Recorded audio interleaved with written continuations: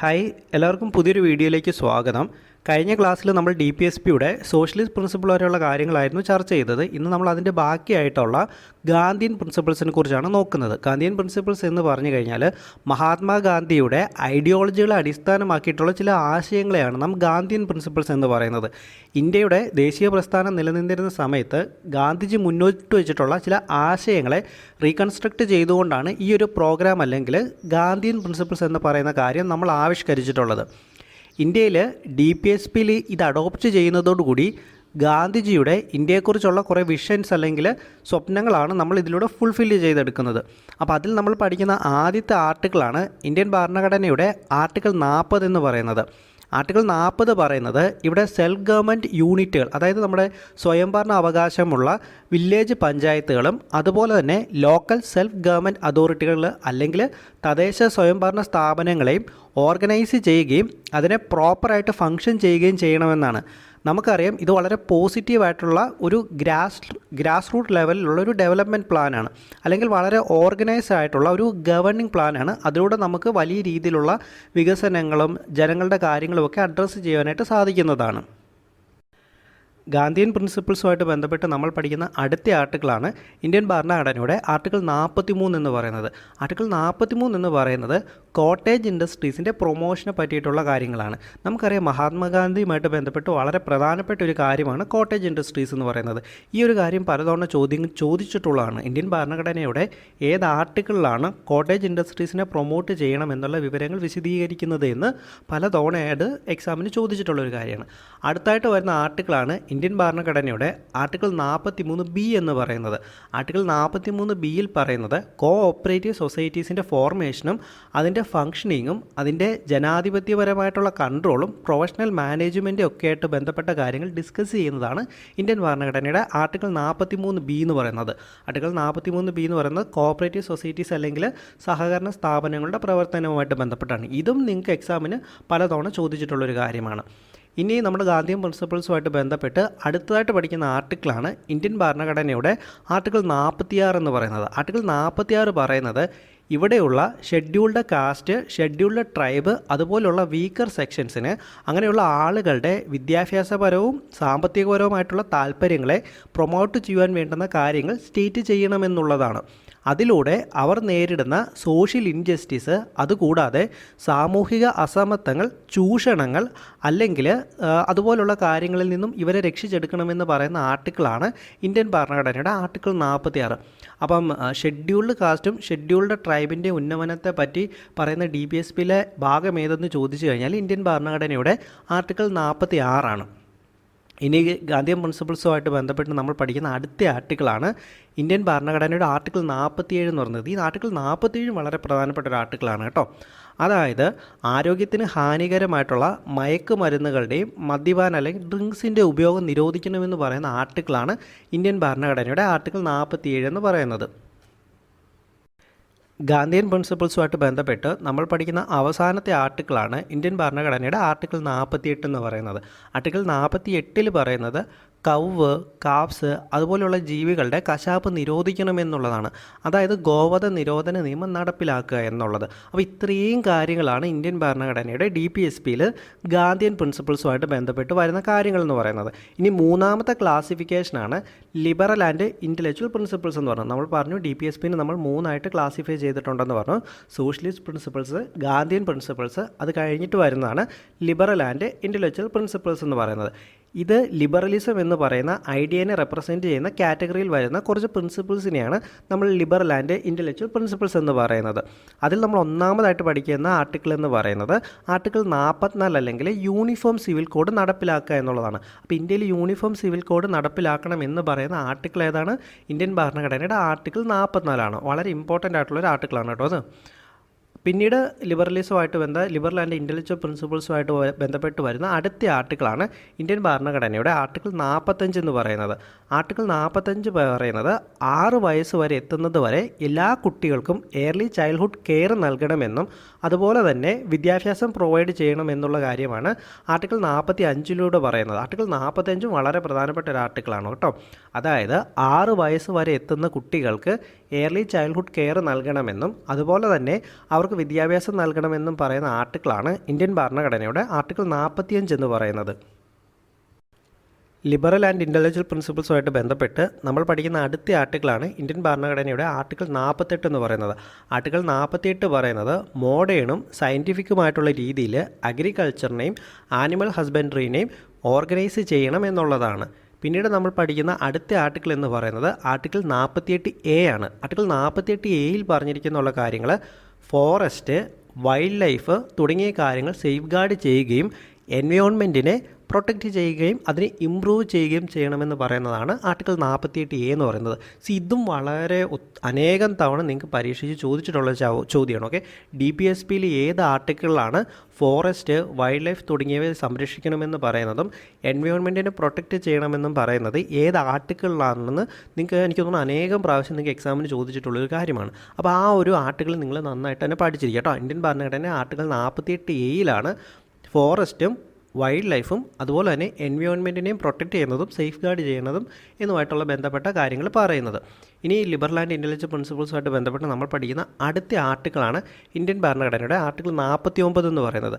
Article 49 സംസാരിക്കുന്നത് national importance ഉള്ള building, monuments, പാലസുകൾ കൂടാതെ ഒബ്ജക്റ്റുകൾ ഇത്തരത്തിലുള്ള കാര്യങ്ങളെല്ലാം സംരക്ഷിക്കുകയും അതിനെ നാഷണൽ ഇമ്പോർട്ടൻസ് എന്നുള്ള നിലയിൽ ഡിക്ലെയർ ചെയ്യുകയും ചെയ്യണമെന്നുള്ളതാണ്.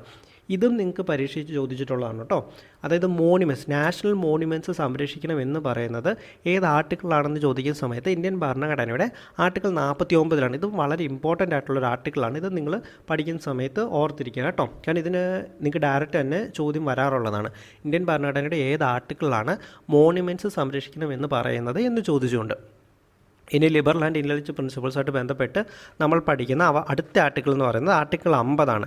ഇതിൽ പറയുന്നത് സ്റ്റേറ്റിൻ്റെ പബ്ലിക് സർവീസിലേക്കുള്ള എക്സിക്യൂട്ടീവിനെയും ജുഡീഷ്യറി ആയിട്ടുള്ള എലമെൻസുകളെയും സെപ്പറേറ്റ് ചെയ്ത് നിർത്തണമെന്നാണ്. അതായത് എക്സിക്യൂട്ടീവിനെയും ജുഡീഷ്യറിനെയും സെപ്പറേറ്റ് ചെയ്ത് നിർത്തണമെന്ന് പറയുന്നത് ഇന്ത്യൻ ഭരണഘടനയുടെ ആർട്ടിക്കിൾ 50ലാണ്. ഓക്കെ, ഇനി ലിബറൽ ആൻഡ് ഇൻ്റലക്ച്വൽ പ്രിൻസിപ്പിൾസുമായിട്ട് പഠിക്കുന്ന അടുത്ത ആർട്ടിക്കിൾ എന്ന് പറയുന്നത് ആർട്ടിക്കിൾ 51 ആണ്. ആർട്ടിക്കിൾ 51 ഡിസ്കസ് ചെയ്യുന്നത് ഇൻ്റർനാഷണൽ പീസ് അതുപോലെ തന്നെ സെക്യൂരിറ്റീനെ പ്രൊമോട്ട് ചെയ്യുക, അതുപോലെ തന്നെ മറ്റ് രാജ്യങ്ങളുമായിട്ട് നല്ല ബന്ധം കാത്തു സൂക്ഷിക്കുക, ഇൻ്റർനാഷണൽ ആയിട്ടുള്ള നിയമങ്ങൾ, ട്രീറ്റീസ്, ഒബ്ലിഗേഷൻസ് ഒക്കെ റെസ്പെക്റ്റ് ചെയ്യുകയും ഇൻ്റർനാഷണൽ ഡിസ്പ്യൂട്ടുകൾ ആർബിട്രറി സെറ്റിൽമെൻറ്റ് വഴി പരിഹരിക്കുകയും ചെയ്യുക, അങ്ങനെയുള്ള കാര്യങ്ങൾ എൻകറേജ് ചെയ്യണമെന്ന് പറയുന്നതാണ് ഇന്ത്യൻ ഭരണഘടനയുടെ ആർട്ടിക്കിൾ 51 എന്ന് പറയുന്നത്.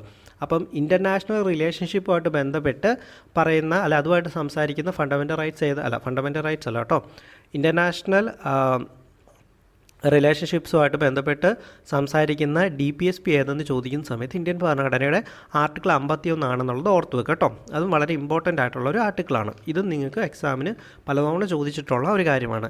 ഇന്ത്യൻ ഭരണഘടനയുടെ DPSPയിൽ ഏത് ആർട്ടിക്കിളാണ് ഇൻ്റർനാഷണൽ റിലേഷൻഷിപ്പുമായിട്ട് ബന്ധപ്പെട്ട കാര്യങ്ങൾ ചർച്ച ചെയ്യുന്നതെന്ന് ചോദിച്ചു കഴിഞ്ഞാൽ ഇന്ത്യൻ ഭരണഘടനയുടെ ആർട്ടിക്കിൾ 51 ആണ്. അല്ലെങ്കിൽ DPSPയിൽ പാർട്ട് 4 ആർട്ടിക്കിൾ 51 ആ കാര്യങ്ങൾ ചർച്ച ചെയ്യുന്നതെന്നുള്ളത് പഠിച്ചു വെക്കുക കേട്ടോ. ഇന്ത്യൻ ഭരണഘടനയുടെ ഒറിജിനൽ കോൺസ്റ്റിറ്റ്യൂഷൻ ഉണ്ടായിരുന്ന DPSPയിലേക്ക് പിന്നീട് കാലാകാലങ്ങളിലായിട്ട് ഒത്തിരിയധികം മാറ്റങ്ങൾ ആഡ് ചെയ്യപ്പെടുന്നുണ്ട്. നമ്മളിപ്പോൾ ഡിസ്കസ് ചെയ്തതിൽ article 39, article 39A, article 43A, article 48A ഈ 4 ആർട്ടിക്കിൾ ഇന്ത്യൻ ഭരണഘടനയുടെ ഒറിജിനൽ കോൺസ്റ്റിറ്റ്യൂഷൻ ഉണ്ടായിരുന്നതല്ല. 1976 42ാം ഭരണഘടനാ ഭേദഗതിയിലൂടെയാണ് ഈ കാര്യങ്ങളൊക്കെ നമ്മുടെ DPSPയിലേക്ക് ചേർക്കപ്പെടുന്നത്. അതിനുശേഷം പിന്നീട് 1978 ആകുന്ന സമയത്ത് ഇന്ത്യയുടെ 44ാം ഭരണഘടനാ ഭേദഗതി വരികയും DPSPയുടെ കൂടെ ആർട്ടിക്കിൾ 38 ആഡ് ചെയ്യുകയും ചെയ്തു. ഇതിന് ശേഷവും പിന്നീട് പല മാറ്റങ്ങൾ വരുന്നുണ്ട്. ഇതിന് ശേഷം വന്ന മാറ്റം എന്ന് പറയുന്നത് വളരെ ഇമ്പോർട്ടൻ്റ് ആയിട്ടുള്ള കാര്യമാണ്. 2002 86ാം ഭരണഘടനാ ഭേദഗതി വന്ന സമയത്ത് DPSPയിൽ ആർട്ടിക്കിൾ 45 ഒരു സബ്ജക്റ്റ് മാറ്ററിനെ എടുത്തുകൊണ്ട് ഫണ്ടമെൻ്റൽ റൈറ്റ്സിന് കീഴെ കൊണ്ടുവരികയുണ്ടായി. അതാണ് നമ്മുടെ ആർട്ടിക്കിൾ 21A അല്ലെങ്കിൽ എലമെൻ്ററി എഡ്യൂക്കേഷൻ കുട്ടികൾക്ക് കൊടുക്കണമെന്നുള്ളത്. ഇത് വളരെ ഇമ്പോർട്ടൻ്റ് ആയിട്ടുണ്ടായിരുന്ന കാര്യമാണ്. ഓക്കെ, നമുക്ക് കുട്ടികൾക്ക് വിദ്യാഭ്യാസം കൊടുക്കണമെന്ന് പറയുന്ന ആർട്ടിക്കിൾ 21A കാര്യം എന്ന് പറയുന്നത് നമ്മുടെ DPSPയിൽ ഉണ്ടായിരുന്ന കാര്യമാണ്. DPSPയിൽ ആർട്ടിക്കിൾ 45 ഉണ്ടായിരുന്ന കാര്യമായിരുന്നു അത്. പിന്നീട് 2002 86ാം ഭരണഘടനാ ഭേദഗതി വരുന്ന സമയത്താണ് ഇതിനെ DPSPയിൽ നിന്നും എടുത്തിട്ട് ഫണ്ടമെൻ്റൽ റൈറ്റ്സിലേക്ക് നമ്മൾ ആഡ് ചെയ്യുന്നത്. പിന്നീട് ഇതിന് ശേഷം വന്നിട്ടുള്ള മാറ്റം, അതായത് ഏറ്റവും റീസെൻ്റ് ആയിട്ട് വന്നിട്ടുള്ള മാറ്റം നമ്മൾ നോക്കുകയാണെങ്കിൽ 2011 97-ാം ഭരണഘടനാ ഭേദഗതിയാണ്. അതിലൂടെ ഇന്ത്യൻ ഭരണഘടനയുടെ DPSPയിലേക്ക് ആർട്ടിക്കിൾ 43B എന്ന് പറയുന്ന പുതിയൊരു പ്രൊവിഷൻ കൂടി ആഡ് ചെയ്തു.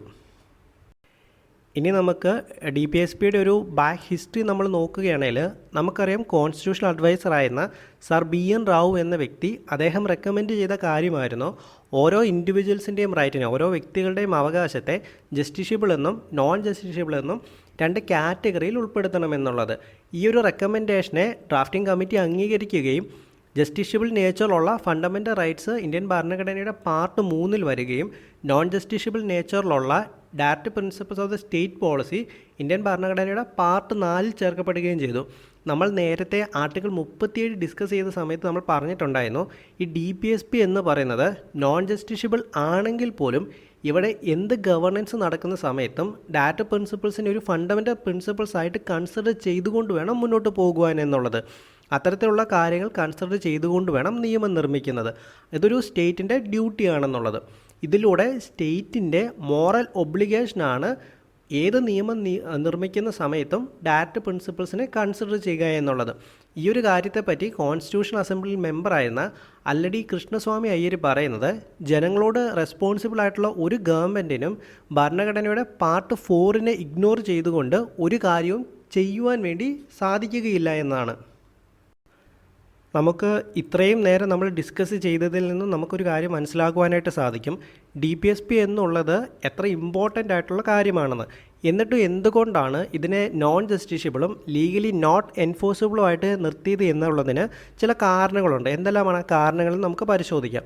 ഒന്നാമതായിട്ടുള്ള കാരണം എന്ന് പറയുന്നത്, നമ്മുടെ രാജ്യം എടുക്കുകയാണെങ്കിൽ ഈ പറഞ്ഞ കാര്യങ്ങളെല്ലാം തന്നെ പ്രോപ്പറായിട്ട് ഇംപ്ലിമെൻറ്റ് ചെയ്യുവാൻ വേണ്ടുന്ന സഫീഷ്യൻ്റ് ആയിട്ടുള്ള ഫിനാൻഷ്യൽ റിസോഴ്സുകൾ നമുക്കില്ലായിരുന്നു എന്നുള്ളതാണ്.